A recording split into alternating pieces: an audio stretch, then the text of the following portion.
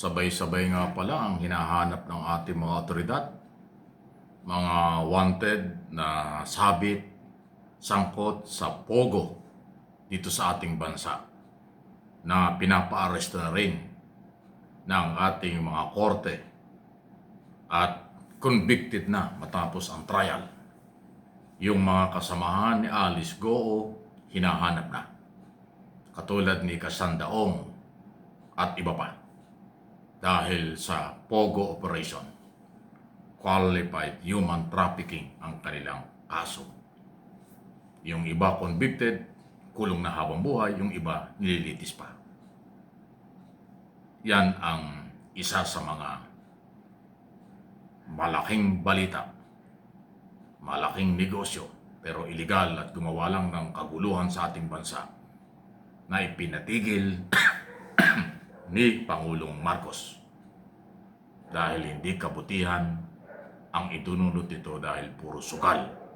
Kaunti lang ang kinita ng gobyerno, pero nagpasasa ang mga kasapakat dito na Pilipino at mga Chinese national. Nakapagtayo ng maraming mga establishmento sa Pampanga, Tarlac at iba pa. Sila lang ang kumita, hindi ang gobyerno. Kaya ipinatigil, kinasuhan, at yung iba po ay convicted na nga, yung iba hinahanap. Okay? Marami pa hong mananagot yan. Ngayon, ay ito naman nga pong pagpapail ng kaso, warrant of arrest, paghahanap sa mga sangkot naman sa graft and corruption sa flood control at infrastructure project. So, busy ang ating kapulisan, NBI, na naghahanap at nagpapatupad ng mga warrant of arrest galing sa korte. Ang warrant of arrest sa korupsyon, sa flood control, galing sa Sandigang Bayan. Ang warrant of arrest na may kaugnayan sa Pogo, galing sa Angeles, Pampanga, RTC at Pasig Regional Trial Court, dahil sila may hawak nito. Kaya tulungan natin ang ating mga otoridad. Any comment? Malaya po kayo. Naku, talaga naman, grabe, talagang ang dami pong Ilocanos ang galit hanggang ngayon kay Senator Amy Marcos. Hindi nila matanggap ang ginawa nito, paninira sa pamilya ni Pangulong Marcos tungkol sa kung ano ng mga sinabi doon sa rally dyan po sa Luneta. Hindi humakamove on, galit. Ultimo may nag-forward sa akin video, pero hindi ko kilala, kaya hindi ko pwedeng gamitin. Although yung sinasabi ron mukhang totoo. Yung dating bodyguard, nag-alaga ng matagal na panahon sa pamilya ng mga Marcos, na nagkasama pa raw sila sa Amerika hanggang dito. Galit sila sa ginawa ni Amy kasi kilala niya ng personal ang mga Marcos. Si Marcia Amy raw, 11 years old pa lang, kilala niya. Lahat ng anak ni Pangulong Marcos, dating Pangulong Marcos Sr., kilala niya. At wala daw naman pong ganyang pag-uugali itong si noon ay Bongbong Marcos, ngayon ay President Ferdinand Marcos Jr. Kaya daw yung sinasabi ni Amy Marcos ay pure na paninira. Kaya galit siya at nananawagan siya, ano bang pag-iisip meron ka? Ano bang ginawa mo at bakit mo sinisiraan ang pamilya mo?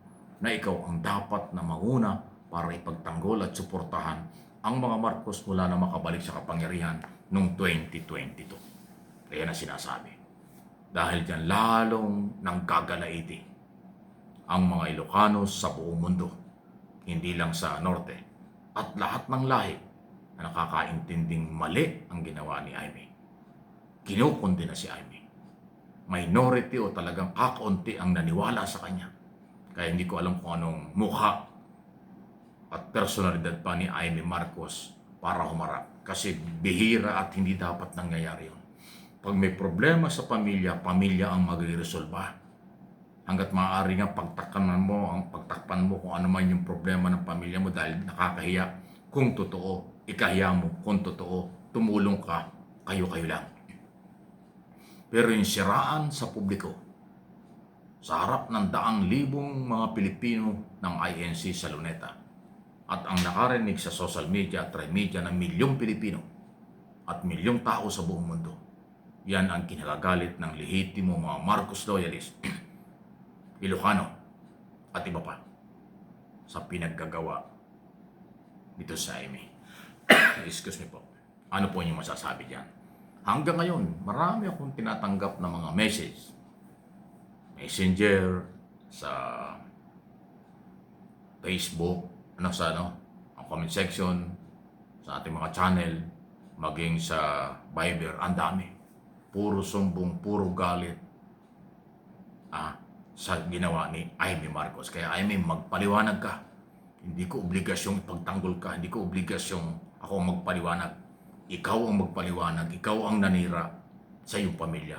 Ikaw ang kinagagalitan, hindi lang na Ilocano, kung hindi ng matitinong Pilipino. Matinong Pilipino ang galit sa iyo. Yung natutuwa sa iyong ginawa, hindi yan matino, katulad din yun. Sa aking opinion. Okay? Samantala, naku, ito yung mga may demand-demand pa kayo, ha? State witness, house arrest, security, kasiguruhan na safe sa kanyang pagbabalik. Yan daw po ang demand ni Saldico. Wow! Nung kayo'y sinasangkot at nakita ang ebidensya tungkol sa mga korupsyon, pag-amin yung namigay kayo ng pera, pag-amin yung naglagay kayo ng pera sa maleta, nagtambak kayo ng maraming pera sa matagal ng panahon, bilyon-bilyon pera ang pinagparti-partihan ninyo, ngayong inuusig kayo, ang gusto nyo, state witness, wow, house arrest, kasigurihan sa seguridad. Gusto nyo gumastos pa ang gobyerno para bigyan ka ng security, ay napakayaman mo. Gusto mo ang gobyerno pa ang maniniwala? Kasi pag state witness, ibig sabihin ng gobyerno ay naniwala sa iyo na wala kang kinalaman. Ikaw ang magiging testigo ng gobyerno laban sa mga akusado. Ay ikaw ay kasama sa akusado.